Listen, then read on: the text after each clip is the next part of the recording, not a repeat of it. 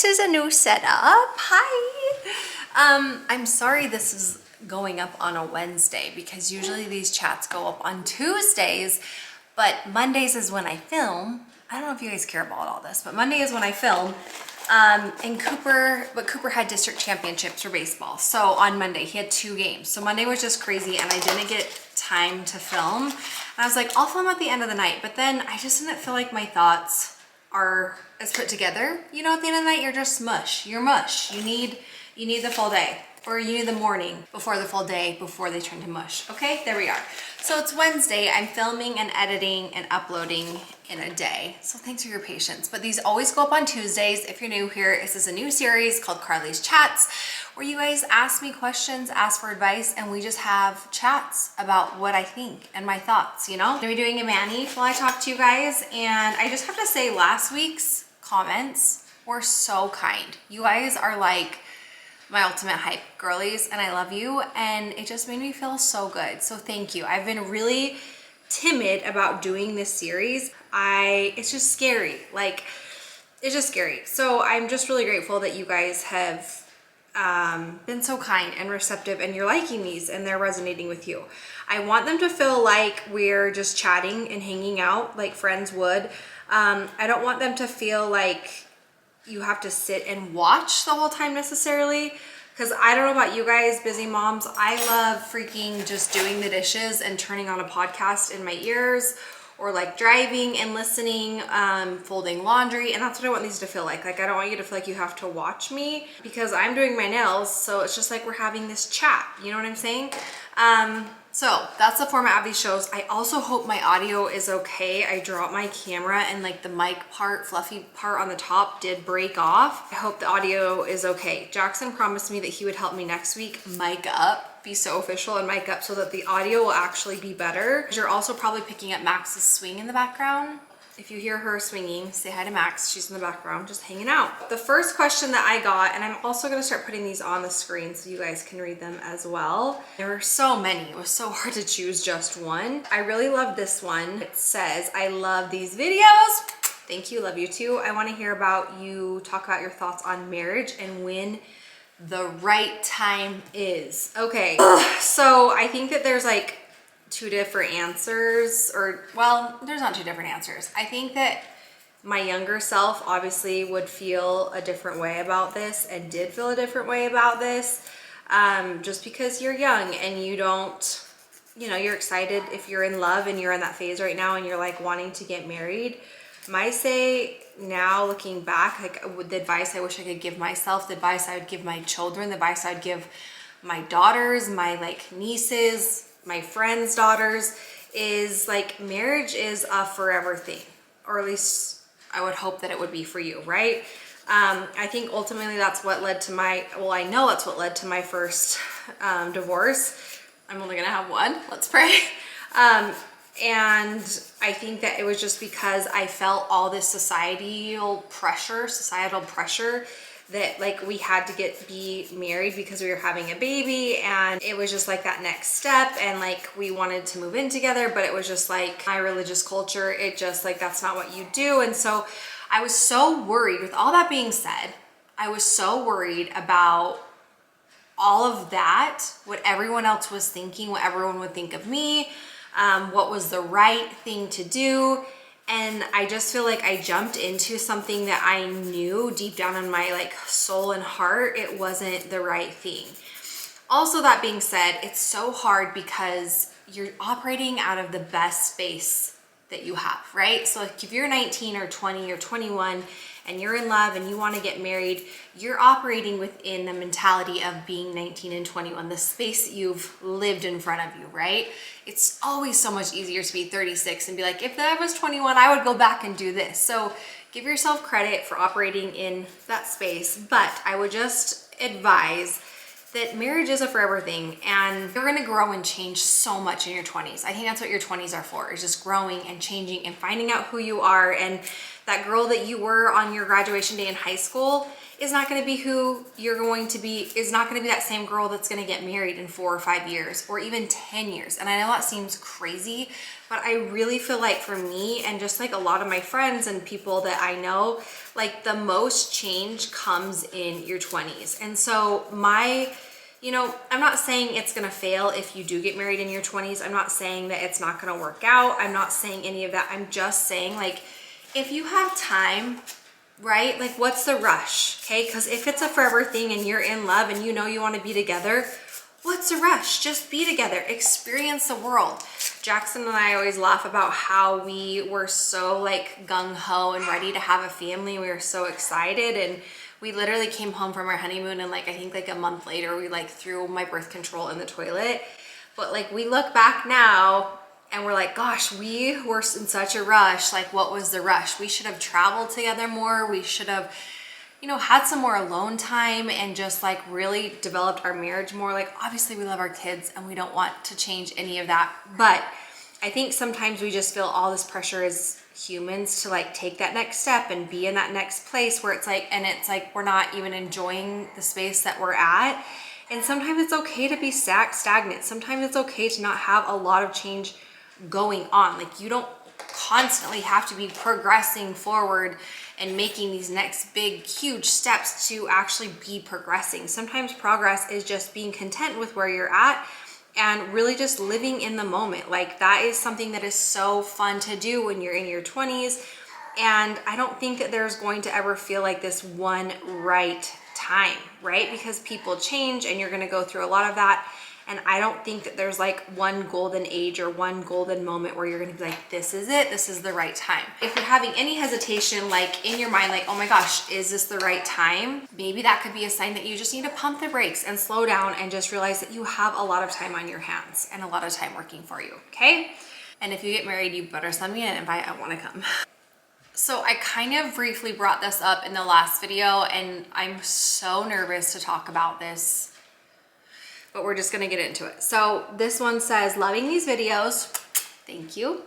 Could you talk about your journey in the LDS church and maybe how your relationship with the church and your personal beliefs has changed over the years? Oh my gosh, you guys. I don't know why, but I have felt so strongly for a long time that I should talk about this. The thing with religion, this is gonna get weird. I'm weird, you guys know this. The thing with religion is I feel it's so intimate and it's so personal. It should almost be like your sex life. Religion, God, sex life. But I truly feel that way because there's so many capacities in which religion can fill and be and exist. And there's so many different approaches to religion that it is so hard to talk about. And I just want to clarify, I just want to talk about my experience. Like, I'm not looking for a debate. I'm not looking to convert you or talk you into or out of anything. I want your beliefs to be your beliefs, because you guys, at the end of the day, when we all die and go to that next place, whatever that may be that you believe in, or maybe not, I don't think that God is going to care what your neighbor thinks of you. Like, but then that's also feels contradictory, because I know it's like you need to treat people kindly. Like, being Christ-like, I think, or a good person is like one of the most valuable things you can do on this earth, is just being kind to people. But I don't think that God is going to take into consideration like your neighbor's opinion about you as a person. Does that make sense? And I feel like there's so much judgment in religion, and like people in the religion, any religion, not just being in the LDS culture, but in any religion, I think that there's people who think that they have a right to how you're living the religion. And that is so hard for me. But what I've had to learn through the years is you truly have to separate like why you're showing up to church, or why you're like choosing to stay in your faith.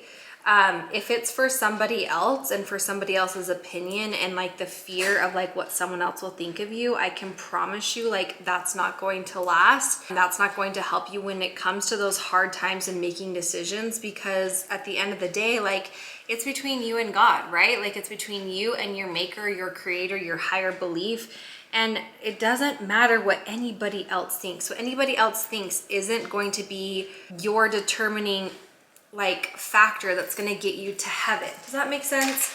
So for me, being a part of the Church of Jesus Christ of Latter-day Saints has been, it's what I know. It's what feels comfortable because it's what I've grown up in. Being where I'm at now through the things that I've lived through in my life is it's so hard to talk about.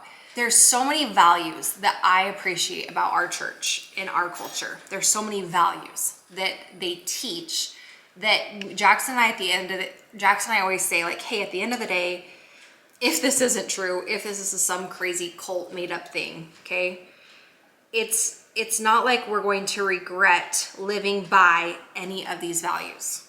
And that's true. It's totally true. Like, it's not like we're going to regret choosing not to drink alcohol or do drugs, or it's not that we're going to regret teaching our kids to be Christ-like and to go to church and to donate a portion of our money to help others. It's not like we're not going to ever regret those things. Like, those are all good things that help people, and there's studies behind that. It's not, I don't know. So there's that part of the religion. And then there's parts of the religion that are really challenging for me and that are really, really hard for me.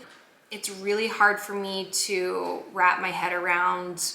I'm not going to get into everything because I feel like that opens up a whole other discussion and a whole other can of worms that I'm just actually not quite comfortable getting into right now. But I'm going to say this. I feel the most confident in how I am living right now, and because I feel that it's the most true to me. If you were to like hold me and my life and my choices up to a rule book of like how others live, it may not be the best. It may not be as good as them. It may not be as, the same.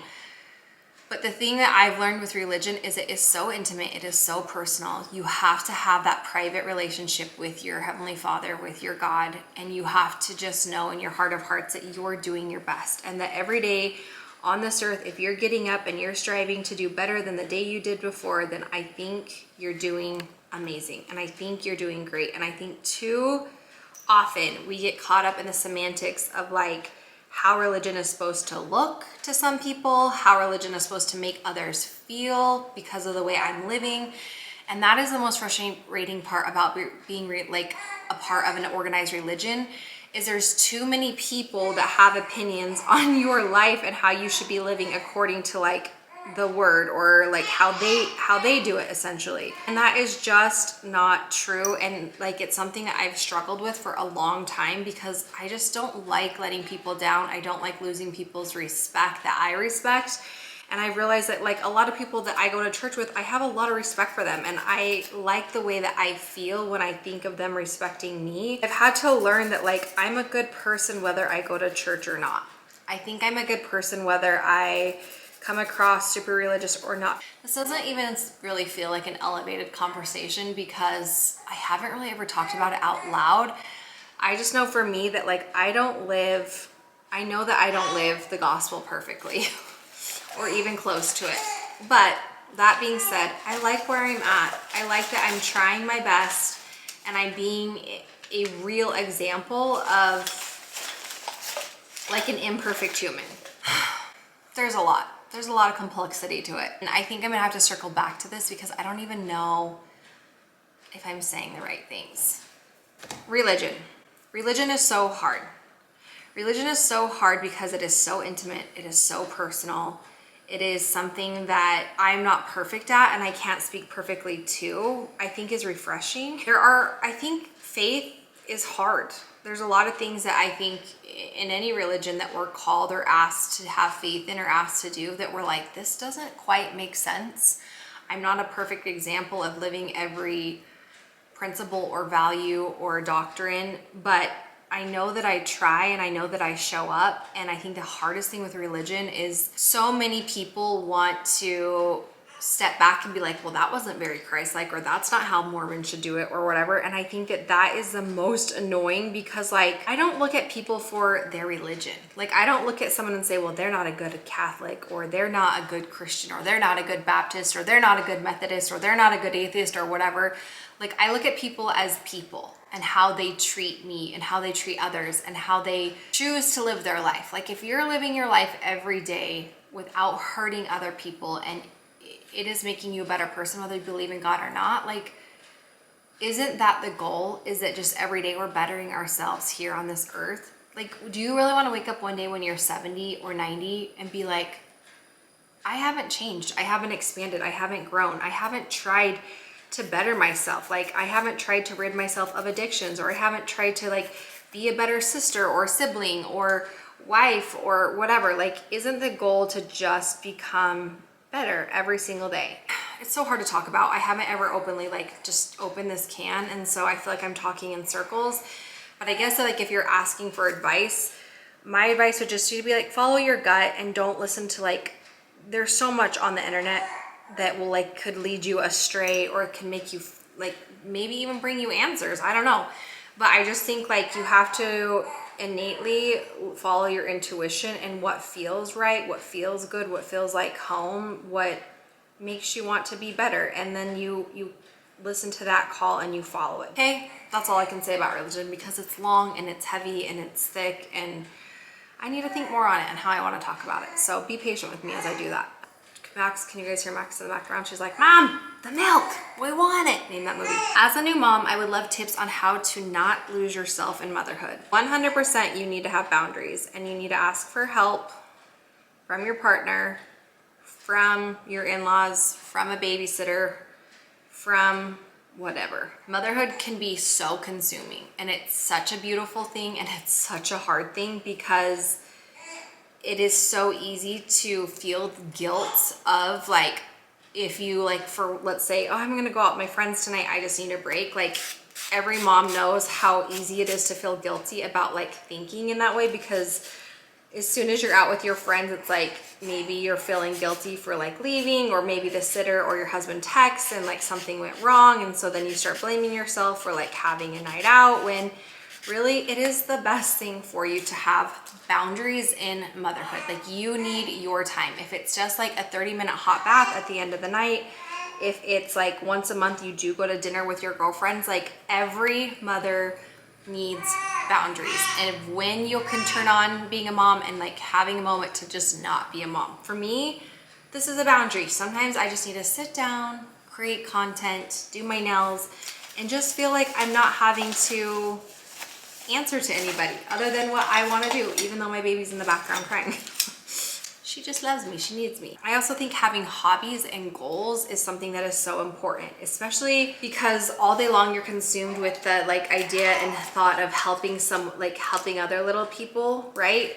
You forget that at the end of the day that you're a person, and that you have thoughts, and you have things that make you unique, and that you have desires, and you can pour into those. It's going to look differently, it's going to feel differently, it's going to be different, and that's okay. That's okay, because we all know that motherhood seasons go fast, right? Once you're a mom, you're always a mom, but the seasons truly go fast. And I know one day I'll look back and miss the time where, you know, I'm sitting in the kitchen trying to work, create content, do my nails, and my baby is needing me in the background. I know one day I'm gonna miss that. And I try to keep that at the heart of when I'm feeling frustrated. I also think in that breath, it's okay to be like, girl, I need a break. Honey, I need a break. Like, that is the most important thing of like not losing yourself, is recognizing that you deserve a break, that you deserve to have boundaries, and like finding hobbies and goals for yourself. Even if it's just like, every day I'm gonna go on a walk by myself, okay? Single mom walks, single as in like you're just by yourself out listening to a podcast, listen to this, right? Or whatever, a song, an audiobook, but like getting alone time for you is so important, because it just helps you return back to you. And I really am like an advocate for your best. When you're your best self, you're taking care of yourself. If you want to be the best mother to your kids, you need to take care of yourself. And needing to take care of yourself isn't ignoring your feelings and your thoughts and your needs. Every human being needs decompression time. Every human being needs time away from loved ones, family, just to like tune into themselves, right? Every human being needs something that makes them feel valued and happy and loved. And motherhood can make you feel that way, but you need to like discover that for yourself as well. Whether it's like content creation, your job, journaling, scrapbooking, gardening, exercising, whatever. Don't lose yourself in motherhood. Don't let it swallow you up that is your only reason to exist. It is one of the greatest reasons to exist, but there's many reasons that like bring us greatness, and motherhood is just one of them. So don't like interchange that with like, this is my only calling, my only purpose now. That's beautiful, that's wonderful, but that's one of the many reasons why you are called to be a mother. And you can't be the best mom if you're neglecting the other parts of your life. So find time. Like for me, I realized I like to stay up late. And for me, it's been like, you know what? It just doesn't make me a good mom because I'm tired in the morning and I'm not like getting enough time to myself. So I've made it a priority to like have my magnesium drink, take a bath, have some quiet sleepy time, preparing to go to sleep. And then I get up earlier than my family. And I'm not a morning person. I get up at like 6:30 now, and I just have like an hour to myself where I can do emails, I can do work, I can go on a walk, I can exercise, I can eat breakfast in silence. And that has just set such a good tone for me. So there were so many, you guys, there were so many good questions on last week's episode that I'm like, we could just use all those comments for so many more episodes to come. So hopefully today's episode made sense. I hate like feeling like I didn't deliver my best, but this is a part of being a human, right? And maybe you guys can help carry on the conversation down in the comments below and like finish some of my thoughts that I was being scattered on, or add to them. I always like when you do that. And maybe I need to start doing 2 of these a week so that I can like revisit my thoughts that I did have. There's a lot of thoughts running through my head. So maybe I've just had too much caffeine. It's time to go get Lenny from school. I hope you guys liked this episode, even though I feel like it was really all over the place. Look at my nails. Oh, they're so pretty. It's a fun red. And yeah, I hope you guys have the best week. Thanks for being patient with me and just being here along for the journey and the ride. Life isn't perfect, and that's okay. There's joy in the journey, even when it's messy and sloppy and we feel like we're behind. Okay, you have time. You have time to do the things that you need to do, that you want to do, and you can work hard. You're capable of incredible things. I believe that. Okay, give me a kiss. Oh, I gotta get closer. Love you.